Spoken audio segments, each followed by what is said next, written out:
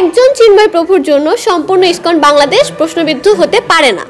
সম্পূর্ণ ইসকন বাংলাদেশকে নিষিদ্ধ করার ঘোষণাটাও সেক্ষেত্রে আসাটা অযৌক্তিক, কারণ উনি পার্টিকুলার একটা জোনের একটা মন্দিরের অধ্যক্ষ এবং ইসকনের উনি দীক্ষিত ভক্ত।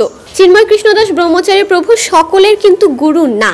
এখানে আমি বলি, আমি সংবাদ সম্মেলনে বলেছিলাম যে হচ্ছে চিন্ময় কৃষ্ণদাস ব্রহ্মচারী প্রভু উনি পুরোপুরি ইসকনকেও প্রতিনিধিত্ব করেন না। উনি ইসকনের মুখপাত্র নন, উনি বাংলাদেশ সম্মিলিত সনাতন জাগরণ জোটের মুখপাত্র, চট্টগ্রাম পুণ্ডরিক ধামের অধ্যক্ষ, এবং সেই ক্ষেত্রে একজন চিন্ময় প্রভুর জন্য সম্পূর্ণ ইসকন বাংলাদেশ প্রশ্নবিদ্ধ হতে পারে না।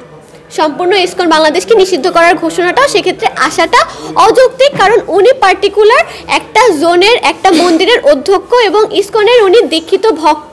এইটুকুই, মানে আমাদের ইসকন যেমন আছে, আমাদের রামকৃষ্ণ মিশন আছে, আমাদের প্রণব মঠ আছে, শঙ্কর মঠ আছে, তো সনাতন ধর্মের এটা বৈচিত্র্য, তাদের বিভিন্ন মতবাদ আছে, ঈশ্বরকে বা সৃষ্টিকর্তার আরাধনার বিভিন্ন মতবাদ আছে। তো সেই দিক থেকে ইসকনের একজন সদস্য দীক্ষিত ভক্ত হচ্ছে চিন্ময় কৃষ্ণদাস ব্রহ্মচারী প্রভু, এবং তারও কিছু নির্দিষ্ট অনুসারী বৃন্দ রয়েছে। সকল সনাতনী কিন্তু ওনার ভক্ত না বা ওনার শিষ্য না। হ্যাঁ, উনি যখন সনাতনীদের হয়ে 8 দফার কথা বলছিলেন তখন আমরা সকল সনাতনীরা ওনাকে সাপোর্ট দিয়েছি, এবং সেই কারণে উনি যতক্ষণ পর্যন্ত যৌক্তিক 8 দফার আন্দোলনের সাথে যুক্ত, উনি সকল সনাতনীর থেকে একটা মানে আবেগের জায়গায় থাকবে। একটু জিজ্ঞাসা করবো যে আসলে আপনি বারবারই উল্লেখ করছেন যে 8 দফা দাবি, এই 8 দফার দাবিগুলো কি কিছু?